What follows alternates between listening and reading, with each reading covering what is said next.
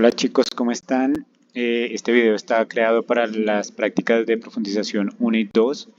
En el segundo corte tendremos que desarrollar un entregable para el profesor de acompañamiento y para algunos de NRC relacionado con este documento que se llama Informe Final de Prácticas Pedagógicas. Entonces, lo primero es que este informe tiene que tener una estructura, está aquí en cada una con sus numerales. Ustedes deben quitar las instrucciones, ¿cierto? Y pues redactar las narrativas que ustedes quieran, ¿no? Entonces digamos que si ustedes escriben por debajo de las instrucciones, pues digamos que no estamos entregando estéticamente. Este documento debe tener normas APA y debe tener referencias bibliográficas, una portada y pues todo lo que tiene que ver con normas APA. Esto se va modificando corte a corte, entonces ya tienen que tener un título modificado con respecto a lo que han avanzado en su sitio de práctica. Tienen que tener un resumen tanto en español como en inglés. El resumen tiene que ver con todo lo que hay dentro del documento que ustedes entregan. Entonces es contarle al lector, en este caso a su docente, qué hay dentro del documento. La introducción tiene que ver con todo lo que es el contexto del sitio de práctica, la población con la que usted trabaja, los días en que asiste, la cantidad de sesiones que ha desarrollado y en fin, como una introducción es referente a todo lo que sucede y un poco ese proceso de problemática que ha evidenciado. El diagnóstico es un proceso en el cual usted debe contar a través de una narrativa continua todo lo que ha hecho para diagnosticar la población con la cual usted trabaja.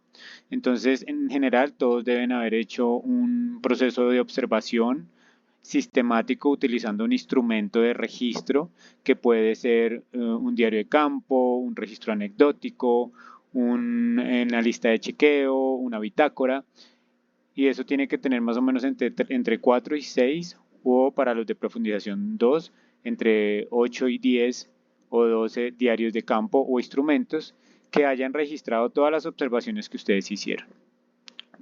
Posterior a eso se cuenta aquí en el diagnóstico cómo se hizo el análisis de esos diarios de campo, de esas bitácoras o de esas listas de chequeo, cómo se codificaron, cómo se establecieron categorías problemáticas, porque a veces hay categorías problemáticas relacionadas con el material, relacionadas con la convivencia, relacionadas con tal vez los problemas motores. Entonces hay varias categorías, pero pues se hace un proceso sistemático para elegir una. Ese proceso pues su profesor de NRC se lo habrá explicado, o si no conmigo deberían haberlo aclarado. Entonces eso se cuenta aquí en el diagnóstico y se elige una problemática que es la que se va a abordar. Posteriormente se establece una metodología que es establecer un objetivo general y 3 específicos para abordar esa problemática. Ahí se hace también una matriz conceptual que debe relacionar todo lo motriz, lo cognitivo, lo social y lo emocional. Entonces yo aquí abajo les tengo un ejemplo de cómo debe ser esa matriz. Esto es creado por mí y es un ejemplo. Entonces usted tiene que tener 4 elementos, un problema y una propuesta, unos referentes teóricos conceptuales, un grupo poblacional y unos referentes teóricos pedagógicos. Entonces aquí debemos presentar esta tabla donde por ejemplo el problema es que hay estudiantes de primaria con aprendizaje motor incompleto y la propuesta es fortalecer las habilidades motrices básicas a través de juegos predeportivos. Entonces dentro de estos elementos yo encuentro unos referentes teóricos. Por ejemplo, el tema de aprendizaje motor, entonces yo tengo que colocar 1 o 2 autores que hablen sobre aprendizaje motor y me lo expliquen. La motricidad, 1 o 2 autores que nos hablan de motricidad. Juegos, porque es parte de la propuesta, entonces qué es un juego de acuerdo a 1 o 2 autores y más específicamente qué son juegos predeportivos de acuerdo a 1 o 2 autores. Entonces usted ahí va generando su tabla. Después describe el grupo poblacional con el cual usted generó ese problema y esa propuesta, tiene que ver con niños y niñas de 5 a 12 años. Entonces aquí vamos a ver qué nos dicen los referentes teóricos pedagógicamente para trabajar con estos niños. Entonces tendríamos que hablar del desarrollo motor, desde, por ejemplo, el autor David Galloway, que habla de la pirámide del desarrollo motor. Entonces aquí yo tengo que explicar Del desarrollo cognitivo de Jean Piaget, cuáles son las fases del desarrollo cognitivo y estos niños de 5 a 12 años en qué fase se encuentran. El desarrollo social de estos niños y niñas de 5 a 12 años, la teoría del aprendizaje proximal o las fases del desarrollo social también, entonces en qué sucede a nivel de desarrollo social con los niños y niñas de 5 a 12 años. Desarrollo emocional, podríamos tomar al autor David Goleman o cualquier otro, y qué sucede a nivel emocional con los niños y niñas. Entonces, esta matriz tiene que reunir, desde aquí en la metodología, todos esos elementos que tienen que ver con su problema y su propuesta. Posteriormente hablamos de la metodología didáctica, donde hablamos que ustedes van a plantear unas unidades didácticas asociadas a unas planeaciones, ¿cierto? Y donde van a utilizar unos métodos y unos modelos para ese ejercicio. Hasta aquí iría la práctica de profundización 1. Entonces, digamos que tendrían que avanzar en ese sentido. También tendrían que en el punto 5 hablar de unos instrumentos que van a aplicar, si van a aplicar unos test de diagnóstico o unos cuestionarios o unas encuestas para verificar que la problemática efectivamente existe. Para los de práctica de profundización 2, entonces tienen que continuar con el punto 5.2, que tiene que ver con una herramienta de evaluación. Entonces, aquí abajo tengo otro ejemplo que creé para mostrarles y contextualizarlos a ustedes. Me fundamenté o me basé en una estudiante que está desarrollando su práctica en una fundación con adulto mayor. Entonces, este es un instrumento, una lista de chequeo, este que les estoy resaltando acá, que yo creé para mostrarles a ustedes. Aquí le coloqué fuente de elaboración propia y pues la idea es que ustedes puedan hacer un instrumento de evaluación por cada sesión de clase que se enfoque en algún elemento de su problemática. Entonces aquí tenemos que se llama formato de evaluación y seguimiento a objetivos. Entonces el objetivo de una de las sesiones de clase de esta estudiante es fortalecer la movilidad de los diferentes segmentos corporales de los abuelitos a través de actividades lúdicas para el incremento de la concentración o de la memoria en los adultos mayores. Entonces, vamos a hablar de la memoria más bien, porque era el primer ejemplo que yo les ponía. Entonces, por ejemplo, voy a colocar que establecí 5 criterios de evaluación en mi lista de chequeo. Uno, que los abuelitos recuerden los colores que se utilizaron para un ejercicio en el calentamiento. Después, que los abuelitos recuerdan más de un ejercicio realizado durante la sesión, que recuerda más de 2 ejercicios, que recuerda más de 3 ejercicios, que recuerda más de 4 ejercicios.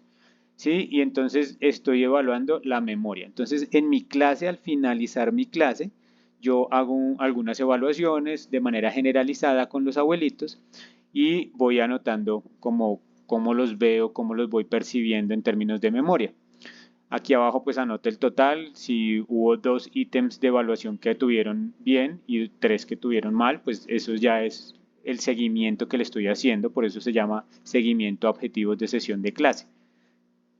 Y aquí abajo establecí una tabla de clasificación que yo mismo la creé, ustedes mismos la pueden crear. Entonces yo digo, si los abuelitos me dicen que o cumplen con un criterio, tienen una memoria de nivel bajo.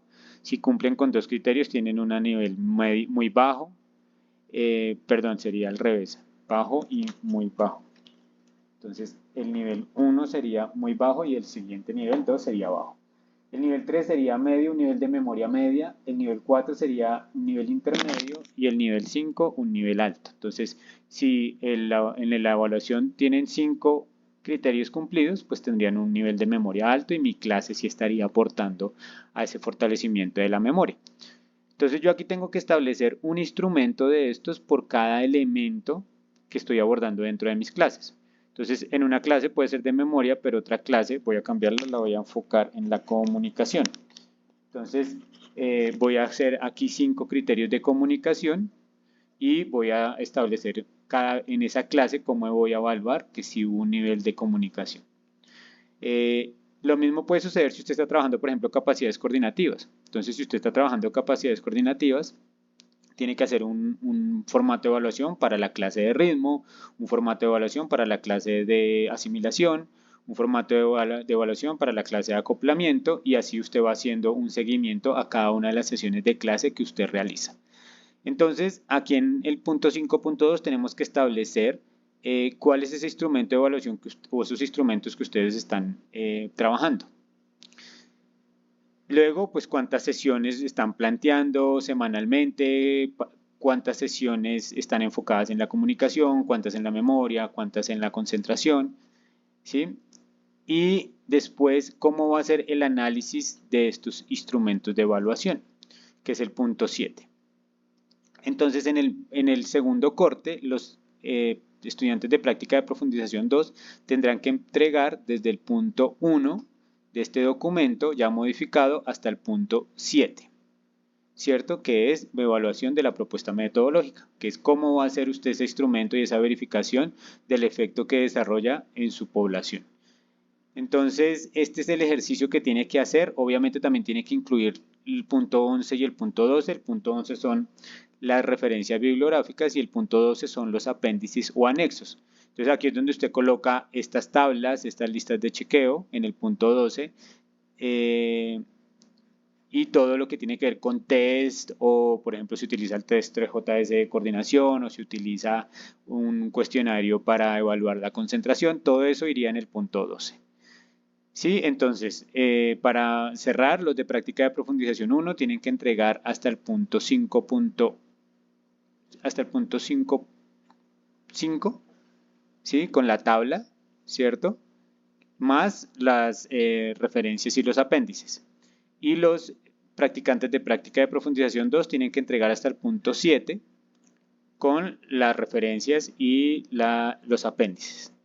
Eso sería el entregable del momento del corte número 2.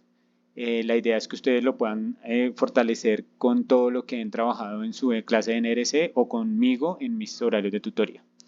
¿Listo? Quedo atento a cualquier inquietud, me la comentan por aula virtual o en tutorías presenciales.